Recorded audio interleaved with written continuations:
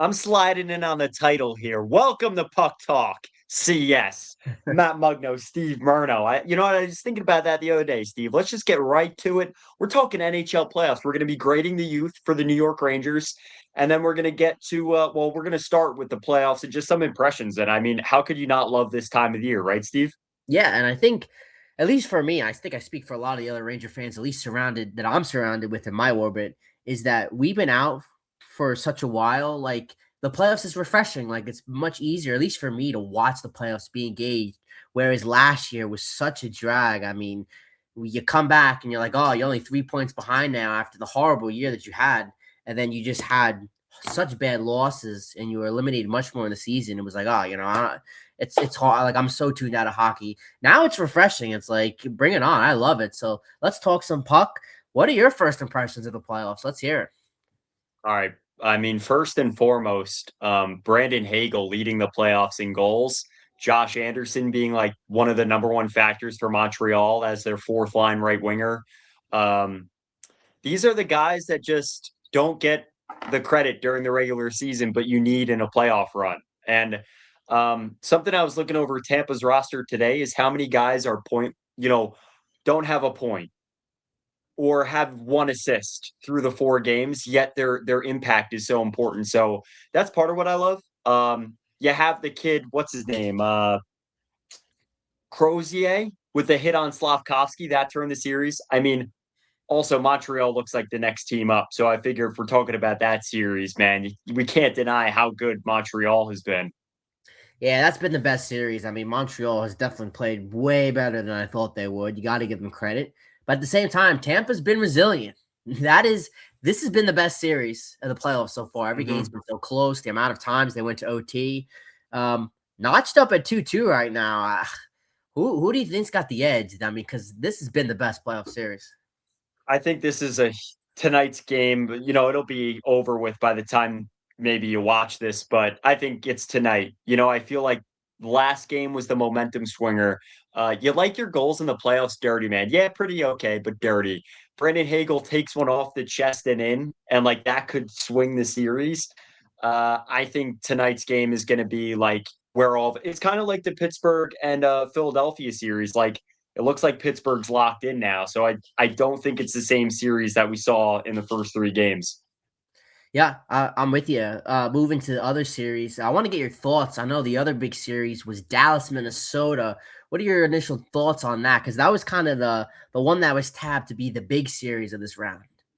I just don't want it to be over. I feel like something that I look at with Minnesota is how many players they have in supporting roles that have great experience. Bogosian has won a cup now. He's 35. Tarasenko, two-time cup winner. Sturm has won a Stanley Cup. Like if you look across the league, or at least the 16 set right now, I guess now 14 because 2 teams are already eliminated. I've enjoyed seeing like the balance of speed and toughness throughout this playoff. It's been so exciting because you're getting the skill and the talent, but you're also getting like after every whistle, the push, the shove, the big hits. And I feel like it from 4 nations, the Olympics to now, I feel like this is the best hockey we've seen in years, especially post COVID. Yeah, I agree with that with you 100%. And you kind of get the sense, or I hope, I want to see a couple game sevens here. I think Yeah. I still feel like there's still more in the tank for Dallas. Again, I was big on Dallas. I had Dallas over Minnesota in the series, and it's not over yet.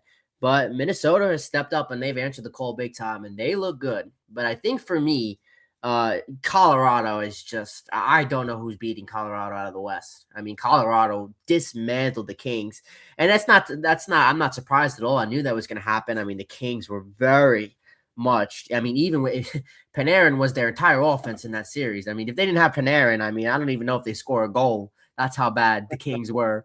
But Yeah. Colorado's looked great. I want to ask you about flip over to one series that I've enjoyed watching so far, and that's Edmonton and Anaheim. Does that one catch you a little by surprise? Anaheim going up 3-1. Were you a little surprised at that?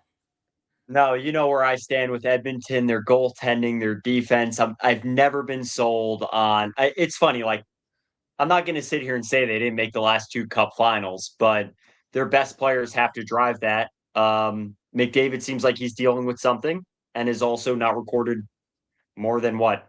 I don't even know. What's McDavid at? Does he have a point? He had a goal in one of the games, right? 2 games back, Yeah, I think but he's got 2 that's points not. with an I assist. mean, McDavid had like 14 points through the first like 4 games last playoff, Yeah. So it's got to come through from 97-29. And again, that series is like absent goaltending. And on top of it, the Ducks look like kind of a wagon, man. They have like the B. My brother said it best in our group chat. Like they have these B tier 2010 stars, Killorn, Kreider, like these guys all doing something in the series. But like I've been most impressed by Gauthier, Seneca. Like the young guys are so good. I did Mm. not think they would step up as much as they have. Lacombe looks like an MVP candidate for them. So, yeah, the Ducks have really, really impressed me. Yeah, me too. I think they look great. And the other series that I think we've been keeping tabs on heavily, and a lot of hockey fans are, is Buffalo and Boston. And you kind of Oh got the yeah, sense that the hardest game for Buffalo, if they're actually going to do this and make a run, the hardest game for them to win is going to be the game for a clinching win. That is just the hardest. A team that's been bad for so long.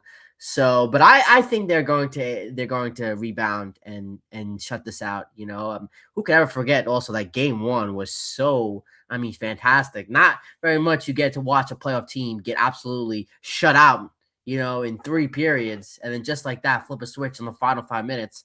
That was pretty impressive to see. So, any other thoughts before I move on to New York Rangers? got to say some of the markets have been great. Like, as much as I'd love to see the Rangers in the playoffs, it is really cool to see the Bell Center alive. Buffalo finally get their opportunity. So I've really enjoyed seeing some new faces in the playoffs and like some new storylines. And it also is kind of fun to lean back on like the Penguins, like it's still Crosby and Malkin. So I think there's some storylines in there too that are like some things that you and I grew up with, and now they're a little bit older. So I've enjoyed all of it. Yeah. What's not fun though? Sitting here watching a lot of these series, and I'm seeing, the Carter Harts and, the Stuart Skinners and the Jaries and the Ingrams, and I'm saying, wow, you look around and you say, I mean, almost 90% of the goalies in the playoffs are like, you'll be lucky to call them mid, honestly, in my opinion. It's like, we have Igor. I mean, he's just on such a different level than all these goalies. And that just goes to show you, Rangers, you got that just shows you how lopsided our depth really is, because you get Igor in there. I mean, the Rangers have such a different level and component having Igor Shesterkin in net. I mean, it's clearly evident watching a lot of these other goalies, and some of the goofy ass goals that they've been giving up. I mean, look at Philly the other night. I mean, Vladar, yeah, yeah. yeah. I mean, and somebody else gave up another a goofy one too. I've been watching so much hockey; it all blends in now. But I mean, it's just, yeah, you got Igor. Next couple of years, I mean, you don't want to waste it. So Hey, listen, there's two sides to that, Patty, too. I mean, something that came to mind watching these games is, if Dylan Garand was really, you know, if he could prove himself as a starter, or at least that he could start like 50 games, I think, and now this might be a stretch. I'm not trying to get clipped here, but, do you wonder if Garand could reach the level of some of those starters, right? Like Vladar, like you get the sense that maybe he could be that guy down the road if you're able to like bridge him. Now, obviously, Igor just signed that deal, but I don't know. And as insane as it might sound, maybe you get towards the end of Igor's deal and Garand's still around. Do you consider, well, Garand looks like he's pretty good. We're going to take our chance here for less? Like, I don't know. The only reason I'm throwing that out there is because I've been so against that conversation. But I do think, like you just mentioned, when you look around the playoffs, there's Vasilevsky who has a sub 900 save percentage in the last 4 playoff years. Like, and then you have these guys that are either struggling or doing well. So, the was it Wedgwood or Blackwood that started for Colorado? I mean, Wedgwood. I guess in that series it didn't really matter, but yeah, just you think about some of the youth that the Rangers have, and it's like, how far off are the Rangers? I feel like that's actually perfect thesis for this episode because we're going to be going through the young guys, and like when I look at the Flyers, I just think the Rangers are like 2 or 3 players away from where the Flyers are at right now. Not even, dude. Honestly, in my opinion, I'm a little bit lower on the Flyers, and I think you and a lot of other people are. We'll see what happens if they're able to not collapse here in round one. But that's a really good point you make with Garand. And I'm not even thinking long term here. After Igor, I'm thinking next season. You look at No Quick now and Igor. God forbid, even if he misses, 3 to 4 weeks with an injury next season, that could be your season right there in those 3 to 4 weeks. You look how injuries Adam Fox derails an entire season. That is so important to have somebody in the wings. And you say, you know what, Igor's down. We have full confidence, in a player like Garand to come in and to win us games, keep us alive, not decourse the entirety of a season. So that is a pretty important. A lot of faith is going to be put in Igor moving forward, and a lot of faith is going to be put in Adam Fox. A lot of these players, to stay healthy, because we've seen this New York Rangers team. They are not a full, complete team, even with one piece missing, a big piece. So that's a good point there. I like that. Cam Talbot, baby, Cam Talbot, right? Yes, The way sir. he came in, right? Like that's where you have a healthy organization. Tampa, I just mentioned them, like Gonsalves, Dominic James, the way Sorelli and Gord came up, frankly, the way Point came up, like that's a healthy system. And I do understand that the Stars are another great example, but let's get moving here on the Rangers, baby. All right, let's start with Garand. Obviously an A. I think this is a player that is now your number two. Pretty just like that. I know he's only played like what, started 2 games, 3 games, but um I think he's primed to be the next backup. And I think it's great because it's cost control for the Rangers. Yeah, very small sample size in those 2-3 games, but again, it is very promising, and this is going to be a need that is not going anywhere. There's going to be a strong need in New York to have a strong number two option behind Igor, and I think it's very promising that he's there. And we've had very good luck with goalie, so I don't want to spit up here, but this is going to be a position that is going to be important moving forward. So I like what I've saw. Very promising. Let's see what transitions next year. All right, Drew Ford. I think this one, I could see this going 2 ways, Steve. Like he was good, but what gets the Rangers closer to contention? Like Drew Fortescue is like a third pairing guy. Do you want to see him on the second pairing to grow? But to me, if you have Fortescue on the second pairing, like we saw at the end of this year, I don't think you're a playoff team next year, or I don't think you're Yep. really thinking about contending in 2027. Um, and that's where like the Rangers' ambiguity and the question marks about Chris Drury's 5-minute Zoom press conference, that's why it's confusing because we want to know what the plan is. And the only way you and I can even talk about a plan is if there's any hint. And right now there's no hint. Like Fortescue was playing second pair to end this year, but was this like what we saw in 2018 where John Gilmore was playing second pairing minutes? Or is this a player you truly believe in and you're going to try and shelter and bring in another defenseman? Like, that's where I'm at. A solid B. I don't think he blew me away. Very sturdy, though. Yeah, I my thought process is the same as yours. Didn't blow me as well. I think he's a steady defense first blue liner, which is great. You love to have that on the back end.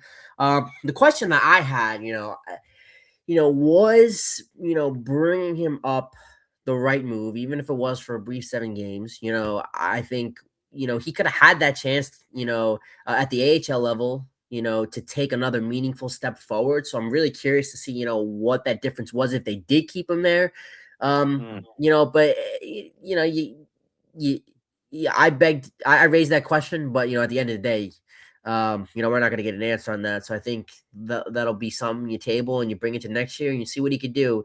At that point, I don't think there's any more else to talk about, and definitely not anything higher than a B in my book. What do you think, what do you think his potential is? I know it's obviously a small sample, but I feel like that's like an important part of the conversation. When I saw him at RPI, I was like, yeah, you know what? From some of the talent I've seen come through college hockey, this looks like a guy. He uses his wingspan. He plays a little bit larger than I know I think 6'2". It seems like he almost plays a little bit larger than that. He's got the wingspan. I see his potential as a shutdown guy that has some offense to him, but where do you assess like what do you think his ceiling is? Yeah, he certainly looks the part. The question is he going to play up to that part, and that's something that's Mhm. going to be difficult, and we need only time is going to be able to answer that question. This is Sure. definitely, I would definitely be interested in giving Fortescue an opportunity, especially, we'll see what happens as we enter, training camp next year. In the preseason, who's going to rise? Because I feel like with a lot of these guys, it's going to come down to, who performs. Somebody has a hot preseason, it's going to be like, all right, I think Sullivan's going to be quick or Jury's going to be quick to move that, have that player start the year on the roster. But I would agree with you in terms of his ceiling. I'm not, I don't think anyone here aside from Perreault has like a high ceiling. And again, the ceiling's always different in New York. You look at Braden Schneider a few years ago, and for me, the ceiling was way super higher than it actually was. So I don't know. I think I think he could be a solid defense first blue liner who could step up and give you a little bit provide that physicality and also help out and chip out a little bit on the offensive side. I want to see that. Are we going to get that? I don't know. I mean, I'm sure you've watched him a little bit more, not at the NHL level than I have, so I feel like you would be able to give a better answer than I can. But I'm only talking about for what I've seen in the course of this year, and that's still up in the air. Don Bosco prep kid. Well, no, honestly, I don't have much more to add outside of the fact that um does Drew Fortescue blossoming make it a lot easier to move Braden Schneider? I think so because 100%. I think they're similar, but I actually think Fortescue, at least from the small sample we've seen, handles the puck a little bit better. So, listen, we'll definitely be talking about this through the offseason. And I think that brings us to um, I think conversation, the one that intrigues me the most, and that's Adam Sykora. And we're going to get to Ooh. the big guys in a moment. I think of all the prospects, Steve, Sykora is probably the only one that made a clear cut case that he should be on the roster next year. Yeah, I agree with you. Don't be How's fooled that by a Perot? Perot is a different, I. class. I think Perot is different. We already did Perot. I'm right on the last episode, Yeah. so I'm glad we did that. Get that out of the way because he really is in a different category than all these other guys. Expectation wise too. Don't be fooled by my B here. I think I gave most of these players a B, just because these are all I don't think anyone's played more than 12 games here out of all of these kids that we're gonna be talking about. But again, it all depends on how you sit here and you judge these players. I thought Sykora looked great, but these are all at the end of the day really tough. To sit here and grade because you got a small sample size. You don't want to sit here, and yeah, I do. I would on paper agree with you. Yeah, what I saw looked great in A, but I don't know if I could sit here and give Sykora an A because let's say I sit here and I give him an A, and next year he comes up and we give him a shot in the first 30 games and he has 4 points. Which I don't think would happen, but you never know. And my A kind of looks a little foolish. So I like what I saw. I think there's a lot of potential. Yeah, I showed a lot of positives. Which I think puts him in a really good spot transitioning from this year to next year. But it's really hard to fully judge. So that's why I gave the B. But I do agree with you. Out of all the young kids who's not named Perot, I thought he looked the best. Yeah, I think he's like fourth line. Our points of concern, he clearly showed he could chip in. So I'm not really concerned, even if the numbers are lower. You're not paying a premium for like a veteran to come in that, has Stanley Cup rings. And we saw that with Goodrow. I liked that move at that time. I didn't like that they moved him either. And I know the term wasn't great. But with that said, I understand that having a Will Cooley or an Adam Sykora that plays this role or their specific roles, that it's cost controlled, that's awesome. And he's homegrown, like he's got the character. Um, I think the infectious energy of Sykora is going to go a long way. I think actually you said it best in your description to set him up the best in training camp. Yep, 100%. We'll see. We'll see All where right, that translates. Steve-O, here's the big one, the big boys. Let's start with Edstrom because I think the big boy conversation has shifted. And I think it is important because now every NHL team has some trees. Yeah, especially on the offensive side of the puck. Normally you see it on the defensive side. So it's kind of changed the dynamic of the league a little bit. But Adam Edstrom, you and I were not impressed with this year. Where does the dash come in on your C? Yeah, I was, out of all the players that I think were really disappointing, Edstrom really last year kind of got a small sample size, and you say, this is a player you want to see take the next step forward. And after this year, I don't think he's capable of it. I don't know. Again, this is another player. You look at his physicality and you say, just look at his build, and you say, there's potential there, but for me, he just doesn't. It didn't pan out. It just didn't pan out. He quite frankly, I don't think he played well, given his size. I want to see him use that a little bit more. Very quiet in a lot of games he played, and also was injured for quite some time. So that for me, not being able to stay healthy, and even when he was healthy, didn't really make any sort of impact at all. This is a guy I sit here and say honestly, like I don't know his future on this team. I don't think he has one, to be honest with you, because I was really not impressed with what I saw. All right, I respect that take. I think where he has an advantage over Matt Rempe is that he can build speed, like straight line speed. We've seen him at a few breakaways. He can build momentum. It takes him a little bit, like a train slowly gets going on the tracks. Um, I think he's just if he wants to succeed, he's got to synthesize his size and his skill. Like I think his size and his skill just it felt like it never really came together. Um, and he has all the physical attributes, I think, to be a great impact player. Actually, more so than the other two big guys, Rempe and Milosh. But I don't. You have to see that product, right? Like you and I were just talking about the NFL draft before we got on air.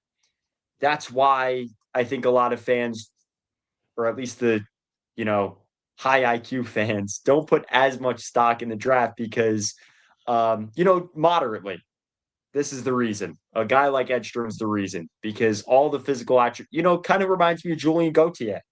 Mike would love that I said that. I think what you said is 100% spot on. What makes him so disappointing for me is he got the attributes, but they're not being utilized at all. And what's your role on this team if you're not going to be able to play, and have your role on the team? So very disappointing for me. I would 100% agree with you though that I think that Edstrom is in a way better spot than Rempe is. So I think that transitions us well to move on to our next player. Yes, Malash. All right, we got bees, and to me, Steve, I thought Malash of the three big guys, at least out of camp, I think he's put himself heading into training camp next year is probably the front runner. If the Rangers want to keep this type of player, I think he's it, at least to start the season, or at least to start training camp. Yeah, I could see that being true. Again, I think a lot of these decisions are going to come down to where everyone's at. In a few months from now, it's going to be way different than just sitting here, a week after or Oh, very 2 true. weeks after the season. Free agency, draft. Exactly. And building off the sentiment that you said, you felt like the Rangers were a player or two off from being the Philadelphia Flyers. Who's not to say we make a trade or and pick up a player, and we got those two players, and be a good team. So with that sentiment, I feel like a lot of these young guys could come in and maybe snag one of those roles and be one of those players, and who's it going to be? For me, it's tough to say. But I think the one thing about him, which I do like, is I like his puck shooting abilities. That is something that I want to see a little bit more of. going into next year. I thought that was evidently clear in the games that he played, that he's got that skill and something that we could really exploit. That's what makes me very hopeful. And again, another B in my book. All right. I got a tough one because he's not a kid, but I think the conversation has to be had at least for right now. This show is a hot broad show. We love Jonny Brodzinski. In my experience working with him, he was like my favorite player to work with, like nicest guy in the world.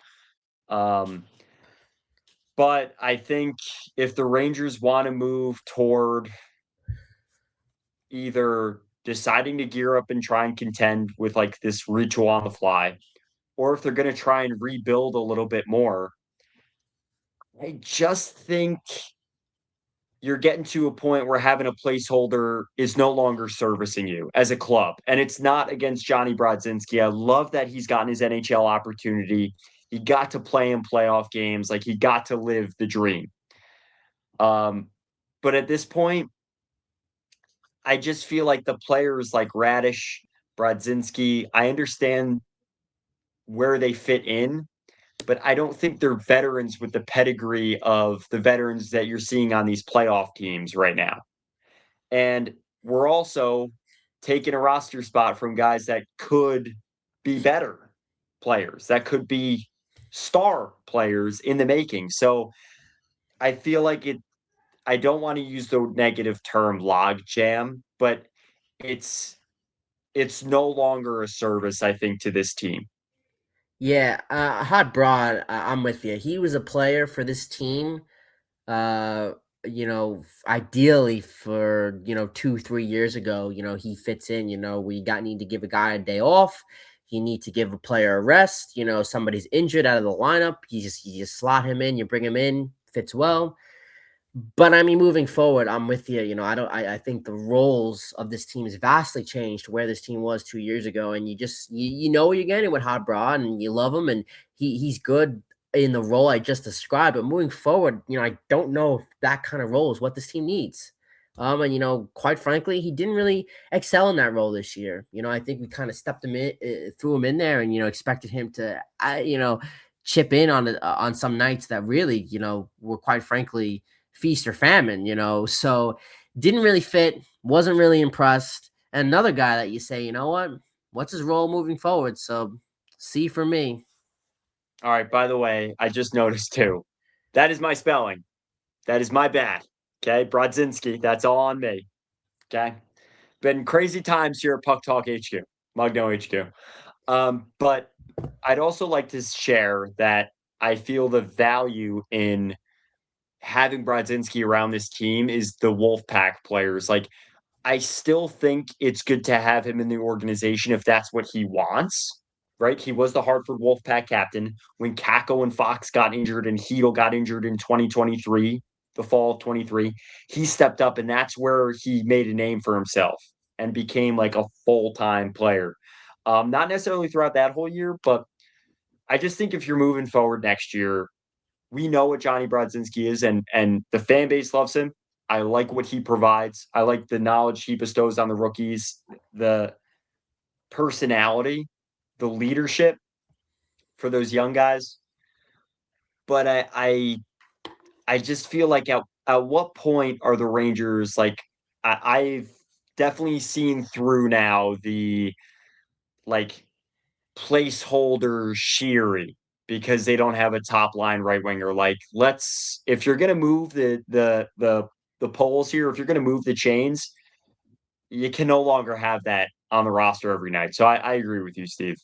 Yeah. And what we just described his role, it's evidently clear that he's nothing more than that, and you can't expect anything more than that, which puts him, in a tough position to really contribute to this team. So that's it on Hot Broad. All right, Steve, you ready for the next one? Spill it.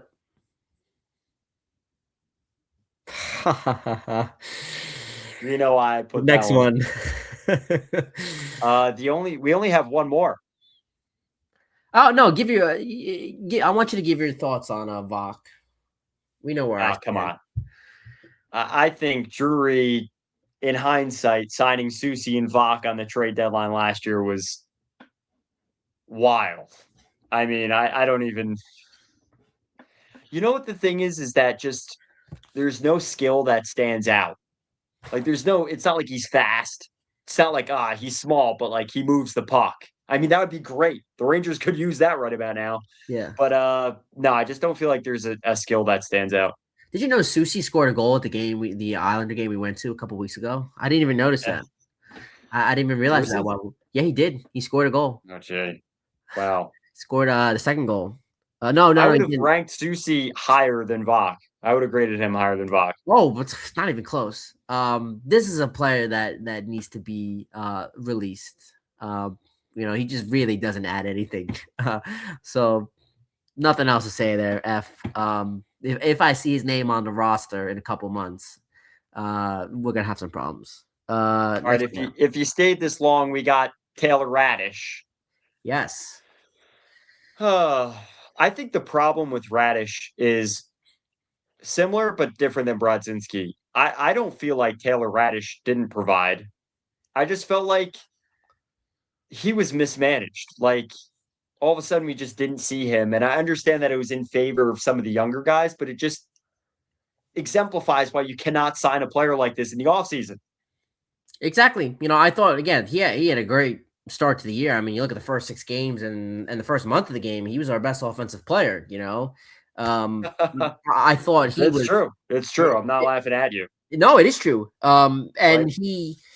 I thought, he was a perfect complement piece at the time to add. But, when I agree with you on the management side of things. When you use him like you did, and he just disappears all of a sudden. And, it's hard to maintain anything. Chemistry, you lose that aura that you kind of had. And just, again, we were such a fast, evolving team. You look at the course of this year, you look at the first couple months, and then even coming out of the Olympic break and then what we were in the last month of the season. It's just different pieces trying to move things together. And, quickly, it was very evident that he was a piece that was just, written off. So I thought when he was utilized well in terms of what he was expected and of his role to fit in this team. That's why I gave him the plus there over you. But, it's kind of hard to, evaluate anything forward, because it didn't seem like Rangers management wanted to keep him in there as an everyday option. All right. We don't have any more, but I wanted to bring him up just because I would love to see him in the playoffs, man. Yeah. Just like watching some of these young guys, like Demidov went in on a breakaway. He didn't score. He hasn't scored his first career playoff goal yet. But man, like seeing Demidov take off and his skill on display and some of these young guys, I'm like, oh, I would love to see Gabriel Perreault in I the know, which is why playoffs. I'm really surprised you didn't give him the A. Honestly, I know we discussed this last episode. Anyone want to revisit that? Go back and listen to that. Did we talk about Matt Rempe at all? Okay, it's so funny, dude. I thought we did last episode. I'm gonna pull it up I don't anyway. think we did. Sure. You think we did? I don't think we did. Let's do it. We'll pull him up again. All right, let me get the if you can get grade. it. I got rid of the ones in my file that I thought we had done, so I'm pulling it up now. If Maybe you we stayed did do this it. long, Maybe we did so? do it. Maybe I'll trust your files if we The Chives files. because I do have a lot to say about him. He's just, and I know a lot of Rangers fans will, I think, would agree that he is just one of those players, Matt Rempe, that I think the ship has to sail. I think he is somebody that I think out of all these young rookies, in terms of skill, I would rank him pretty last. I don't recall if I gave him a D or an F. But I just think that the Linsanity run that Rempe was on, in New York, I think quite frankly is over. I think the experiment has fizzled out. And I just think that is pretty much the end of the road for Rempe, because I don't see a future with him with this team. Just even when he's on the ice, you look There at we him. go. Hey, clutch pull Producer up. Chives. Even when he's on the ice, he's not playing third periods. He's not playing crucial minutes. What is he to add on this team? Didn't really, the one element of his game that I really was looking for him to take the next step on, and we saw a little glimpse of that when he was succeeding, was getting in front of that screening, taking over Kreider. How about look at the Ducks right now against the Oilers? Who's in front of the net? Chris Kreider. And that was something that, excuse me, I wanted Rempe to take over in that role, and you didn't see that at all. So disappointing for me. You know what? Like it worked at the time. Oh, my man Steve-O, don't know where he went. There I'm he here, is. brother. Allergy season. I just think that he was like the first in a little while, like experiment player like that we didn't necessarily see before. Like 6'8" giant on offense. The Rangers took their chance on size alone. But the NHL so quickly caught up. Like you're seeing all over the playoffs, like 6'7", 6'8", 6'3". That half the Tampa roster is 6'3".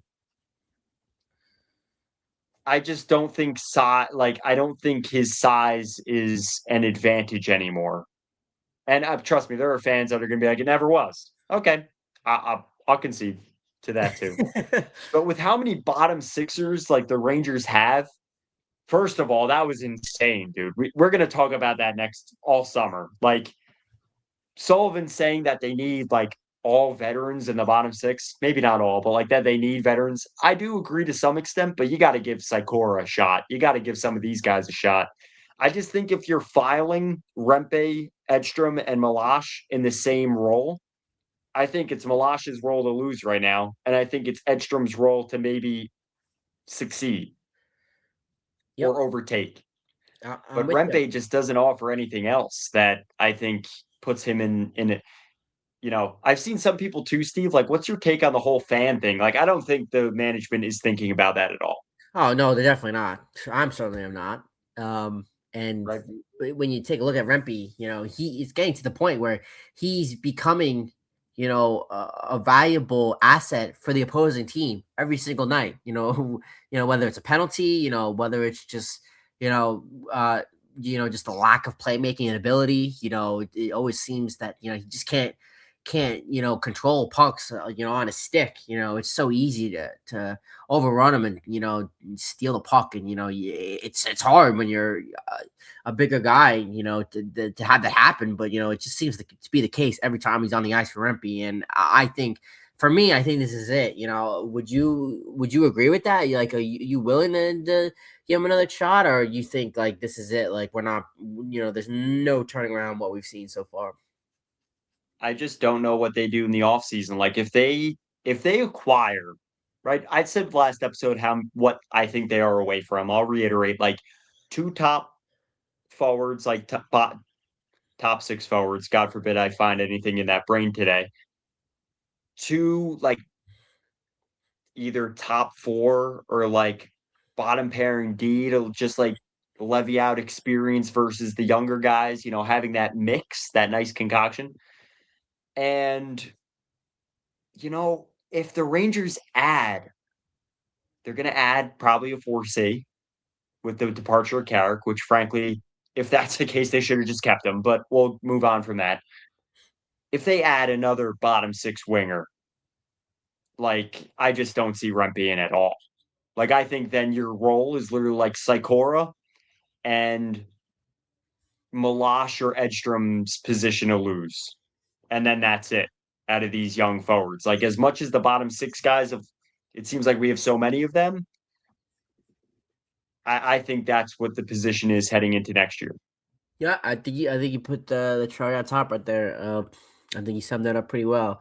Sorry on a such busy day, gave you one little task there to pull that one off, but I feel like that one was necessary. Necessary. This one was the big kahuna, I think. If we didn't talk about it last episode, which I'm starting to think we might not have, this one that's fumble in the bag, man. I wanted to talk about this like number one. You're right. This was he's a big conversation, and I'm sure we're going to be talking about it. Yeah, that's a great point. He is a big conversation, but moving forward, honestly, I think you summed it up pretty well. I don't think there is a conversation to be had. I think we've seen everything that he has to offer. I don't think there's anything new he's going to be able to unlock or provide anything. And again, I don't see him being a piece to a team of where we want to be. If we want to be the next year's Philadelphia Flyers, I don't see him on the team. I honestly don't. So sad to And say, but I think he's also come a long way in his own right. Like I don't want to discredit. Like I think the improvements he made to his game to be a factor were evident, but I think Milosh coming up and then playing as well as he did the last 3 weeks of the season, like that, I think put certainly the third nail in the coffin. yeah. And listen, like we'll see, but we're gonna be talking about it. So I agree with you. Um, so for Matt Rempe, we handed out a solid little bit of a down note to end on though, man. Yeah. How about we end on a fun note? I got a good question for you. Shoot. All right. All right. So this is a fun one. There are two NHL teams that have a logo of their state on their logo. Do you know the two teams? Can you name them for me?